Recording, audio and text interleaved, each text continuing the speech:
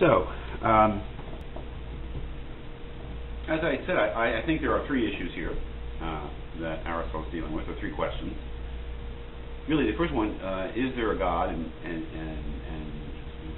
why would we have to think that there's a God? He's provided us reasons for thinking that there must be a God. A being whose, as we'll see later, a being whose existence is necessary.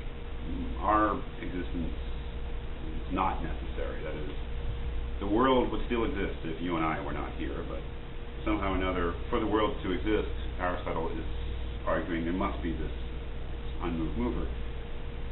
The second issue is, if he's an unmoved mover, if it is an unmoved mover, how does God, in fact, move the universe, keep it in motion, without itself being affected or moved? And he's given us a certain answer to that.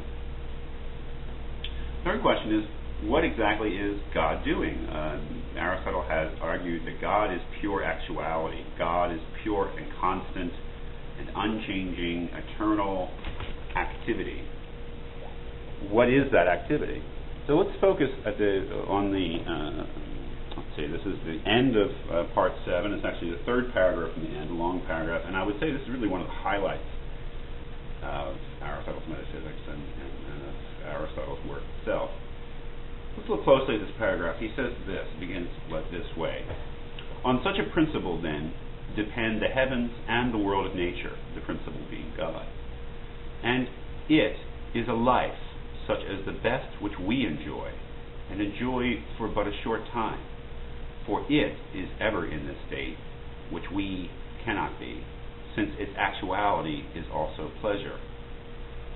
This state that it, God, the unmoved mover, is in, is something that we also apparently can experience in a lesser, temporary way. What is the state, this activity that God is in, that somehow or another we can share in a partial way?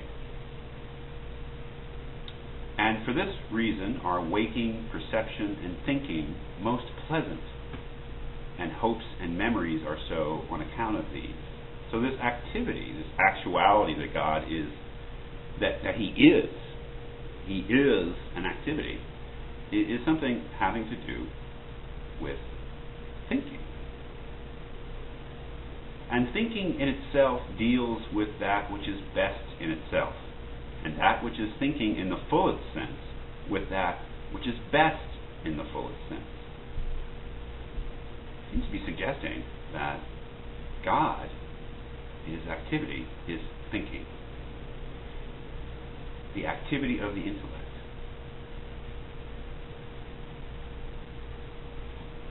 That this unceasing, eternal activity of God is intellectual activity. That God, you could say that God is intellect, but God is, in a way, intellecting, because God is an activity. God is thinking. Well, that's interesting. That's very interesting, just to say that what is God? God is an activity, an eternal, unceasing, unchanging activity, and this activity is thinking, which again, we share in partially. We're not always thinking like God is always thinking. But this characterization of God as thinking raises a certain question, obvious question, and that is, what is God thinking about? Of course, if we're talking about a perfect or supreme being, then there are certain problems in saying that God is thinking about anything. Because if God is great, if God is the greatest being, God is the supreme being, God is the perfect being, what would He bother thinking about? If He were thinking about something lesser, if He were thinking about something less than Himself, then that would raise certain difficulties. God were occupied with something that was not as great as Himself. So what is God thinking about? He continues, and thought thinks on itself, because it shares the nature of the object of thought. For it becomes an object of thought in coming into contact with and thinking its objects, so that thought and object of thought are the same. So I think we're driven to conclude that the only thing that's worth thinking about for God is God, that God is thought thinking itself.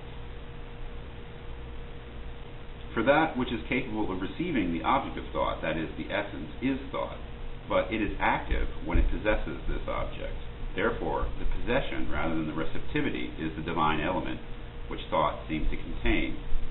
And the act of contemplation, I think the Greek there is theoria. That is, that type of thought which is, you might say, contemplation, simply seeing the truth, rather than trying to figure things out, reasoning, but just sort of being in the presence of truth and perceiving it through the mind is contemplation. That is what's most pleasant and best. This idea that the activity of thought is the most noble and the most pleasant, that it is the best sort of activity. If then God is always in that good state in which we sometimes are, this compels our wonder. And if in a better, this compels it yet more. And God is in a better state. And life also belongs to God. For the actuality of thought is life, and God is that actuality. And God's self-dependent actuality is life, most good and eternal. We say, therefore, that God is a living being, eternal, most good, so that life and duration, continuous and eternal, belong to God, for this is God. So, what is God doing, to sum up? God is thinking. What is God thinking of? God is thinking of itself. And it's this activity of God's self-contemplation, or God's continuous activity, is what is, in a way, underlies everything. So if we move to the very end of Part 7 and look at that sort of summation that he gives, it's a very important look at, I think, because not only in itself, but its influence on later conceptions of God. In the next reading, we'll be moving on to medieval thinkers, Christian thinkers, who were trying to conceptualize God through their reason. And Aristotle and the other Greek thinkers were very, very influential in their conception of God. So let's take a look just at the very end of this Part 7. Sort of summation. Aristotle says, "It is clear then from what has been said that there is a substance, a being, which is eternal and unmovable and separate from sensible things." That is, that there is a pure intellect that exists in the cosmos, which is not like the secondary substances that we talked about before, that are somehow dependent upon physical things or individual things, as you'd say. There is a separate substance. It has been shown also that this substance cannot have any magnitude. It is not a physical substance. God does not have a body. God is another sort of substance, has no magnitude, but is without parts and indivisible. For it produces movement through infinite time, but nothing finite has infinite power. If it was physical, it would be finite, it would be limited, it would have dimension, but God can't be like that. And while every magnitude is either infinite or finite, it cannot, for the above reason, have finite magnitude, and it cannot have infinite magnitude because there is no infinite magnitude at all. But it has also been shown that it is impassive. Impassive in the sense that it cannot be changed. It cannot be affected by anything else. And unalterable, for all other changes are posterior to change of place. So that last characterization of God, especially the idea that he is infinite, impassive, unchangeable, and without magnitude, is pretty darn influential in terms of how the monotheistic religions, when they sit down and sort of think themselves through, pretty influential in the conception of God, which we'll see in the next readings from Anselm and Aquinas.